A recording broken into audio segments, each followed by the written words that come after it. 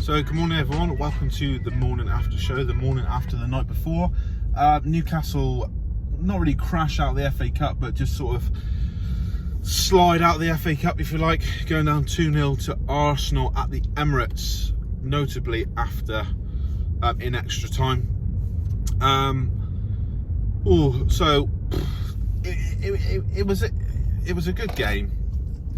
It was a good game. Well, I'm saying that probably for the neutral, it wasn't a great game. But as a Newcastle fan, after seeing us, particularly after our last cup performance, seeing us in our last few games in the league, it was a bit of a welcome break, really.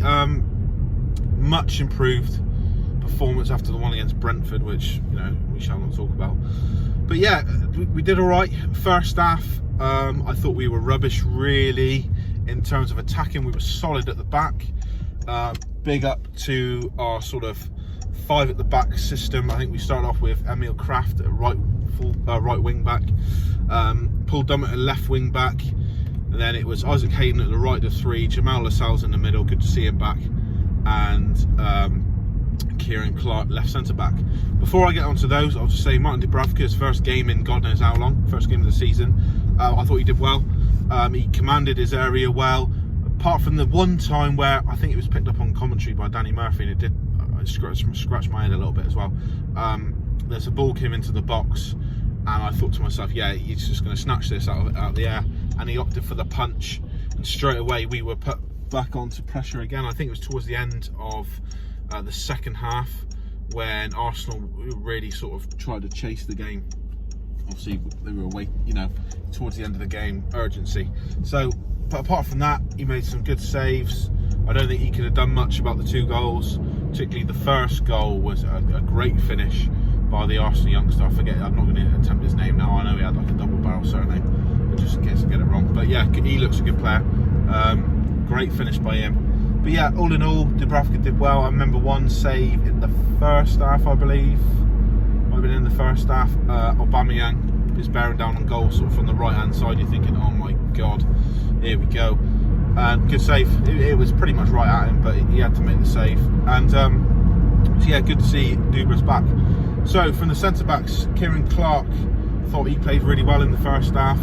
Jamal Lascelles had to get a few good headers away and stuff like that, but he looked rusty, which, to be fair, let's be honest, we all expected that, particularly after not only the amount of time he's been away, he's thrust back straight into the starting 11 against an in-form Arsenal side, against someone like Pierre-Emerick Aubameyang, who is on his day one of the world's top strikers.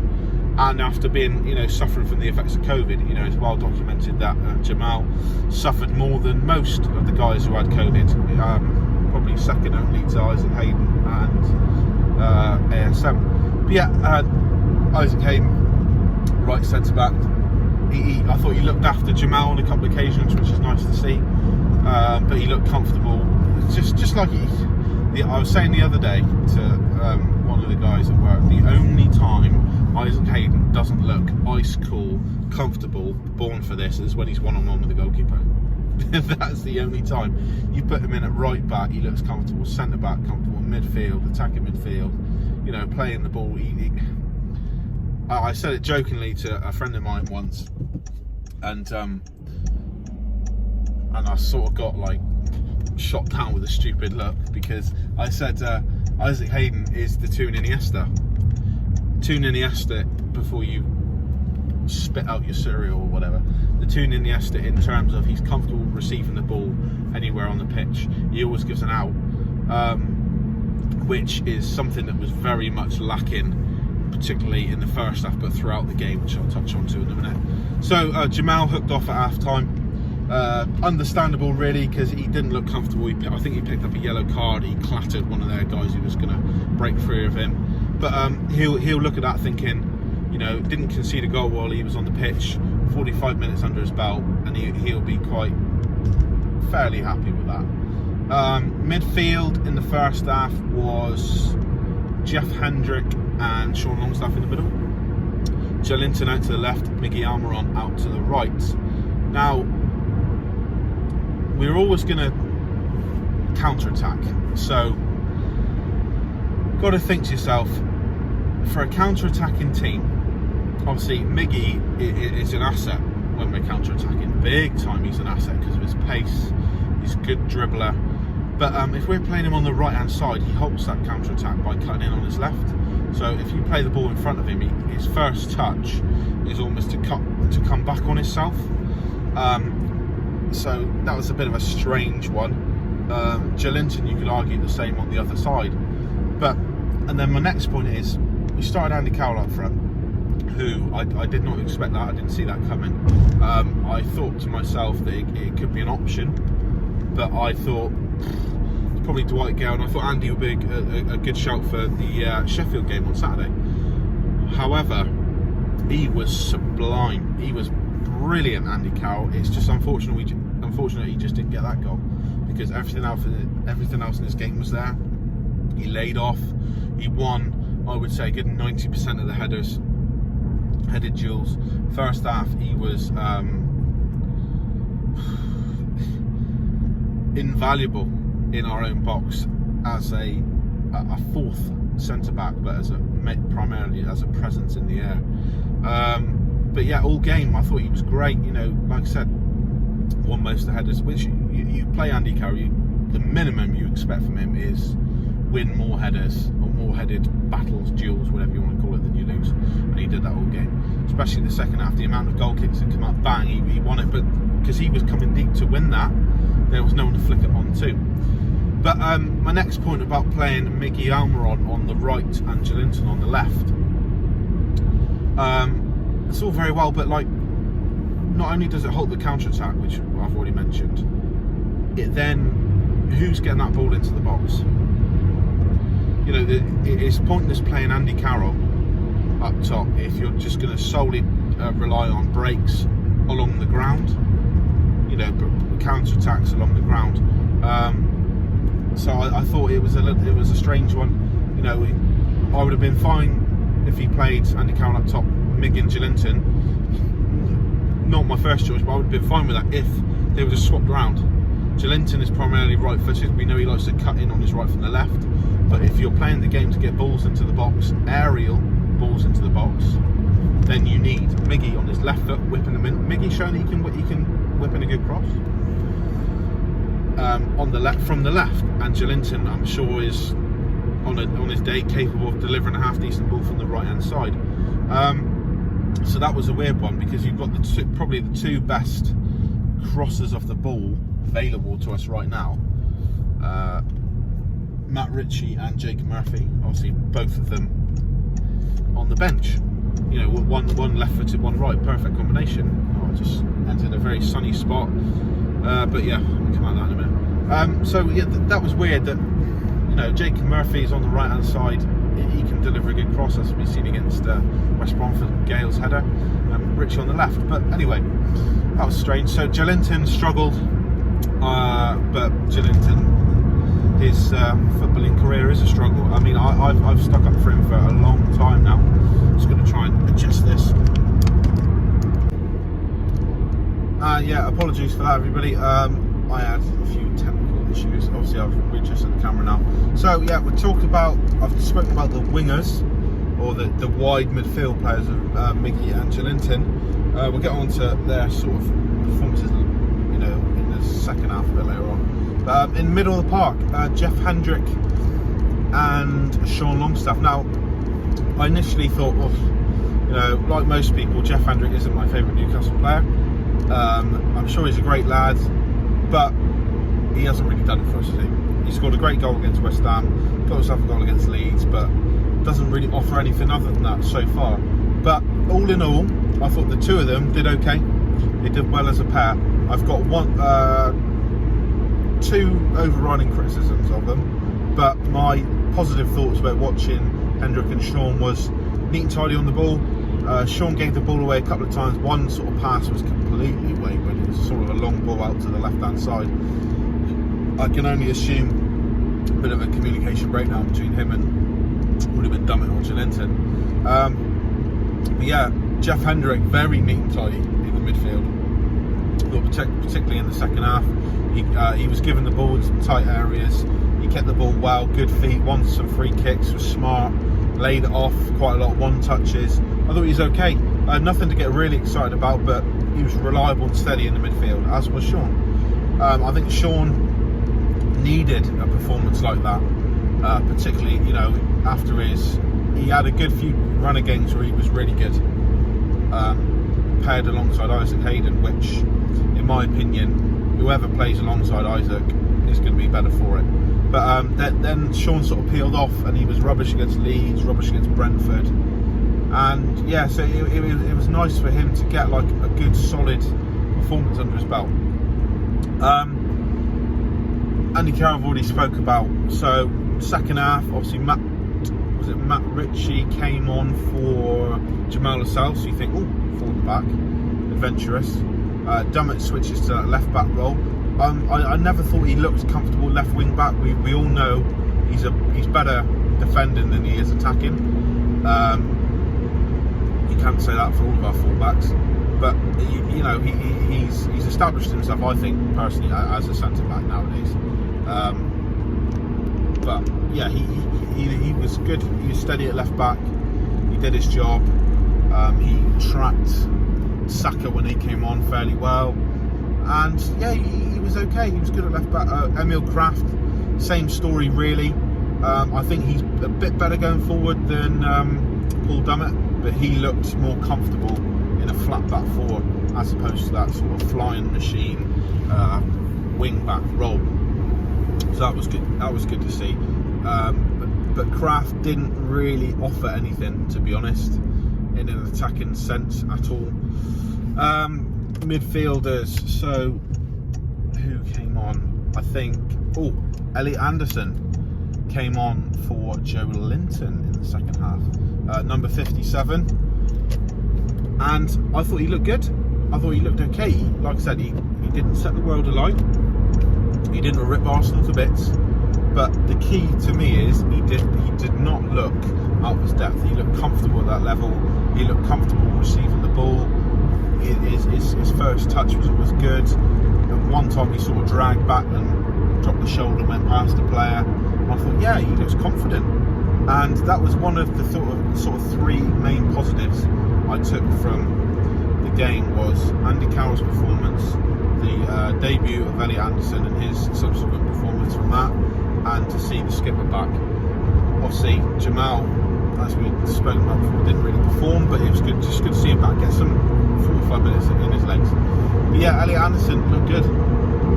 I'd seen a couple of clips of him on YouTube and on the Newcastle Instagram pages and websites, obviously, of him playing for the under-21s, under-23s, and he looks a player. And tonight, yeah, it just surprised me, like I said, at how I thought he might sort of not hide for 10 minutes, but sort of just watch the game and sort of grow into the game a bit more. But yeah, no, he was good. He was very good. Matt Ritchie helped him a lot. Jeff Hendrick, I did notice Jeff and Sean never gave him a hospital pass, if you like, which you'd expect, but they never like really put him in a bad scenario to receive the ball. They always give it to him good. Gave him a good pass, so I thought that was nice to see. Yeah, good. It was good to see. Dwight Gale came on for Andy Carroll. I think by then the game was gone. Looking back at that chance in the last minute of normal time, oh my word, Jacob Murphy squaring free on the right hand side, got a decent ball into the box. Elliot Anderson on the end of it, shot blocked, but looking at the trajectory of the ball, I think that was heading pretty far wide anyway, but it was blocked. Came to Andy Carroll first time. Oh man, Burton Leno, great save. Looking back to sort of the chance that Andy Carroll had in the first half. Was it the first? No, I think that was earlier on in the second half, where it was adjudged to be offside, but he took it first time, and it was a nice sort of controlled low shot, just fizzed past the post, and it turned out he was onside. So if that goal had gone in, VAR would have looked at it onside. So yeah, Andy Carroll, I'm sure he'll be ruining that miss, particularly the second one, because it was so late on in the game. There was seconds left. That goes in, boys go mad, run away to the fucking stands, whatever, screaming their heads off, come back, Arsenal kick off, press the ball for what, 5-10 seconds, the game's probably, that's it. So Carroll will be disappointed, but yeah, looking at the first goal, Kieran Clark, we've got to say he's at fault for that, but I'm glad no one's really hammered him, because he has been, or he was at fault, he has been faultless throughout the whole season, ever since he came into the team. He's been arguably our best defender. Again, last night I think he took the armband on when Jamal went off. He's a proven leader. He's one of our best players. He's one of our best players. So yeah, it was his. He tried to play it out from the back. He sort of fell over his feet a little bit. Next thing you know, Arsenal got the ball. Bang! And that goal, that was a smart finish from their young lad, Munro Smith.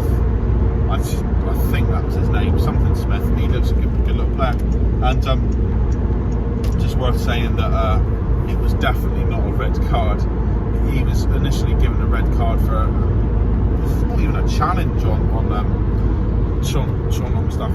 He tried to get the ball, but Sean Longstaff, a stud might have caught him in an awkward place on the shin, but he went down like a sack of potatoes. Sort of made a loud scream.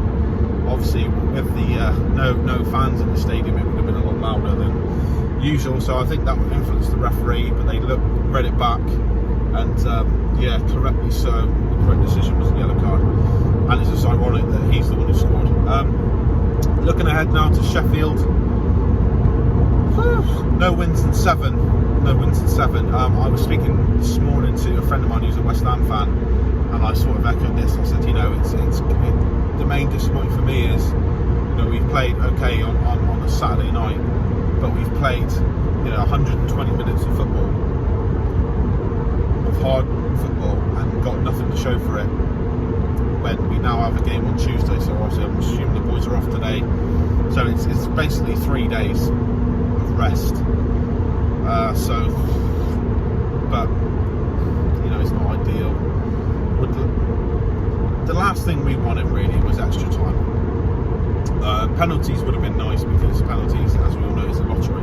The last thing we wanted was extra time, especially if we weren't going to come away with anything. But hey ho, again, Andy Carroll will be sort of thinking that chance over in his head. Looking ahead to Sheffield now, Tuesday night. We've got to go for it. Steve Bruce has got to go for it. No wins in 7. But however, like I said to my mate, those 7 games, if you look at it, we had Leeds, Brentford, so Leeds, Brentford, Fulham, Liverpool, City, Liverpool, Leicester. So, right, Leeds, Brentford and Fulham don't sound that fucking scary, but we only, I know the Brentford was a cup game. If it was a league game, we'll 1 point out of 6 there. So 4 at the back it's got to be. I think Carl Darlow retains his place. Did Dubravka do enough to take it off him? Even if Dubravka stopped everything, it's not enough to take off Darlow. It's Darlow's to lose, in my opinion. You can't take off him when he's performing heroics every week. So Darlow, I'd love to see 4 at the back. This could be a time for Jamal Lewis to come back into it, although I think he'll probably be Dummett left back. Kieran Clark has to keep his place. Fabian Schär might keep his place if he's available. If not, it might be a game for Jamal, because it's going to be a physical game. It's not going to be technical. It's not like playing a Man City or a Liverpool. It's going to be a physical game, I think. Emil Kraft, I don't think he did anything wrong, and he prefers it in a flat back 4. 2 in the midfield. I'd love to see Isaac and Matty Longstaff start. However, Isaac he looked uncomfortable towards the end of the game. Obviously he didn't play against Leicester, I believe, because he had a yellow card against Liverpool, so that was like a week off really, or 90 minutes he didn't have to play. So it'd be nice if he's fit. Obviously, Matty and Isaac, I think as a pair, they're the best pair we've got. Fraser, I'd love it if he popped up in the starting 11, but I don't know what the crack is with him, to be honest. I don't know if he's fit or not. So it might just be a case of let's go for Matt Ritchie on the left, Jacob Murphy on the right. I'd love to see Andy Carroll, but I don't think he'll play after playing what he was taken off, so at least 105 minutes of football. But it'd be nice if he could, because he'll be on a good run of form after scoring against Leicester and then played so well last night. But it'll be Wilson, I imagine, and it'd be nice if we saw Wilson and Miggy in behind him. But it could be Wilson and Gale if you want to go 4-4-2. Anyway, must-win game for Steve Bruce. I've been Bruce out for a while, not in an aggressive way, but to the point where I don't think he's as shit as everyone makes out to be. Some of his decisions are questionable, but for me, the main thing is Steve Bruce the man to take the club forward and progress us? No, I don't think he is, and I think that's become frighteningly apparent this season. So, but this is a must-win. I think anything other than a win, and Mike Ashley, you've got to be looking at it, because he supposedly wants to sell the club. He doesn't. In my opinion, he doesn't want to sell the club. But if he wants to keep up that sort of, if he does try and sell the club, then the club's going to be worth a lot more in the Premier League than it is in the Championship. So fingers crossed, 3 points against Sheffield is sorely needed. Please like, comment, subscribe, whatever. Let me know if you want anything, if there's anything you want me to talk of on the Friday. I'm going to do a review of. I'm going away to work for a few days, so I'm going to do a review of the Sheffield game. I'll then be doing Friday reflections. If there's anything anyone wants me to talk about, cover, even if it's non-Newcastle related, another club or transfers, please comment below and I'll give it a go. See you later. Up to